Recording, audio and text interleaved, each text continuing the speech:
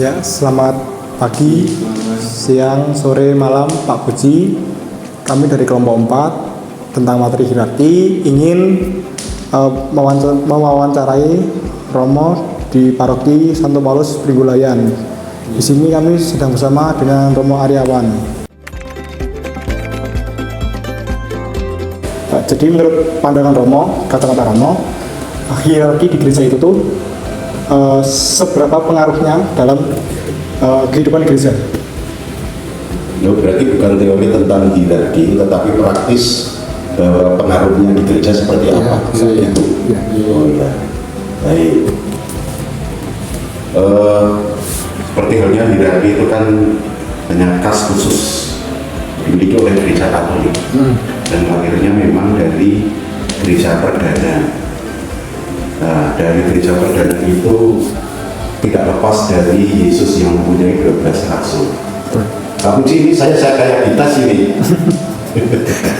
Ditas sudah oleh anak-anak dan disuruh oleh Pak Puji. Maka saya mengingat-ingat. Berarti yang ikut pujian saya ini ya. Maaf, saya harus terang dilogika. Saya ujian aku yang diuji. Karena tidak bisa lepas dari sejarah gereja sendiri. Bahwa berangkat dari Tuhan Yesus yang mempunyai 12 rasul dan mengutus 12 rasul itu, dan kemudian diketahui juga bahwa Yesus juga menyuruh Petrus untuk memimpin para rasul itu, dan kebetulan yang tertua, dan ini terus menerus supaya apa? Himpunan para umat, keinginan untuk persatukan dan mempersatukan umat Allah, mereka yang percaya kepada Yesus, itu terjalin terus menerus sampai akhir zaman.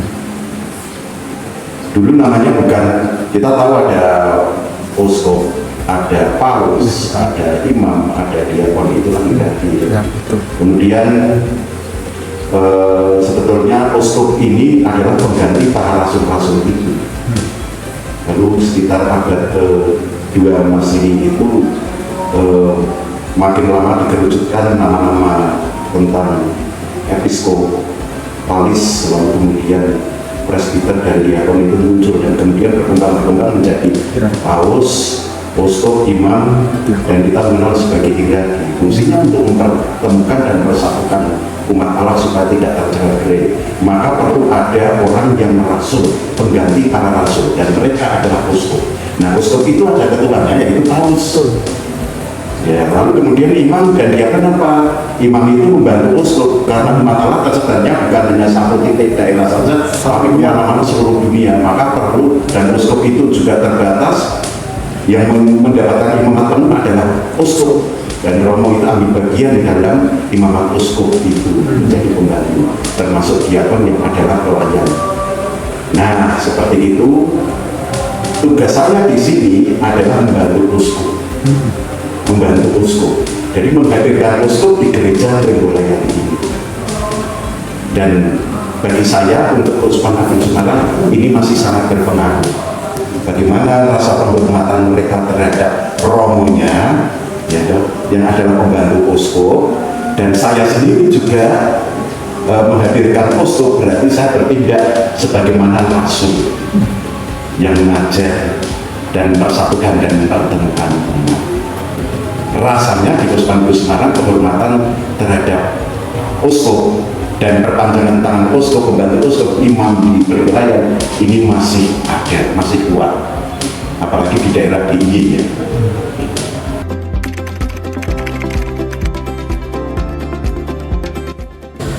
Jadi kalau menurut saya, pandangan saya ini hierarki itu mirip dengan yang namanya kayak di Indonesia ini ada presiden, ada lagi bawahnya lagi sampai ke RT RW. Kalau di gereja itu sebenarnya sama nggak sih, Romo? Masalahnya kita harus, kelihatannya sekitar sama ya. Iya. Yang paling ujung siapa mereka bertanggung jawab, tetapi ada perbedaannya.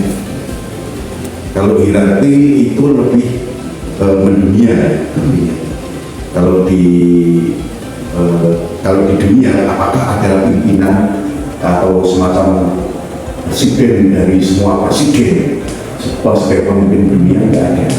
Tapi khusus umat Katolik ada paus, dia adalah pemimpin Dewan Para Uskup, dia sendiri adalah uskup Roma. Jadi beda. Beda juga dalam hal soal, gereja itu tidak menutup mata terhadap perkembangan yang ada.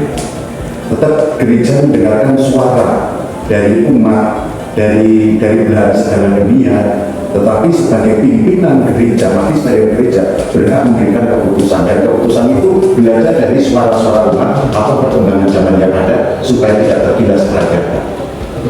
Sedangkan kalau presiden itu kan tidak ada presiden seluruh dunia, adanya di negara-negara tertentu, kebijakannya juga berbeda-beda. Presiden Korea Utara dengan presiden Korea Selatan beda, itu beda makanya. Ya kan?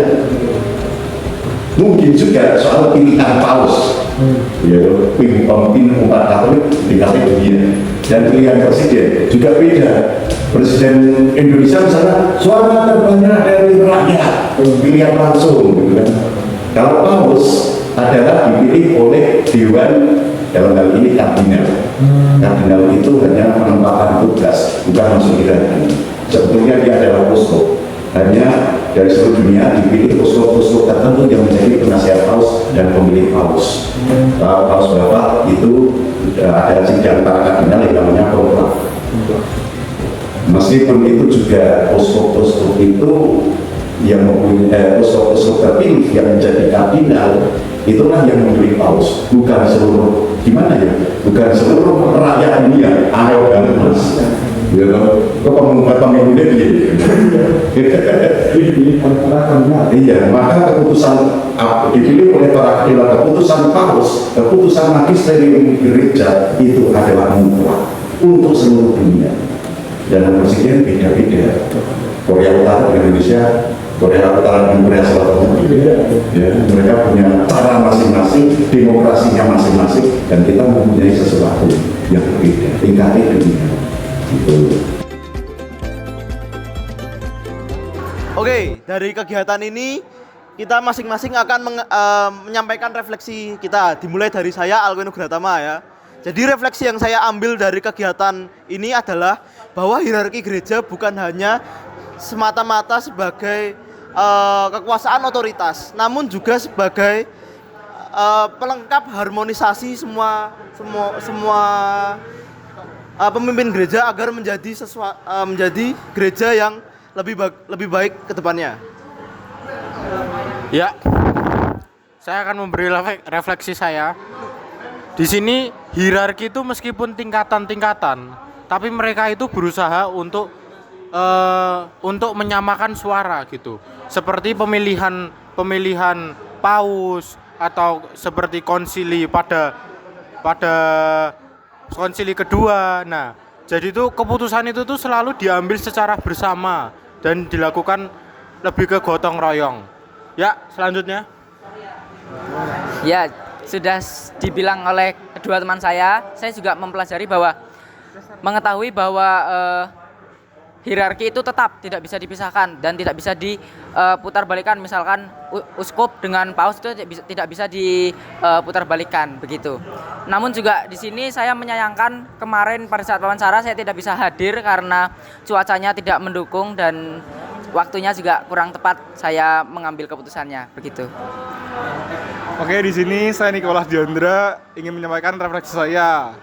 Meskipun hierarki itu seperti tingkatan, tapi itu berbeda dengan seperti presiden sampai ke RT RW, karena setiap peran itu memiliki perannya masing-masing, dan hierarki ini walaupun tingkatan, mereka itu tuh berfungsi sebagai sebuah satu kesatuan dan saling membantu, dan juga sebagai alat untuk tetap selalu bersatu, intinya seperti itu.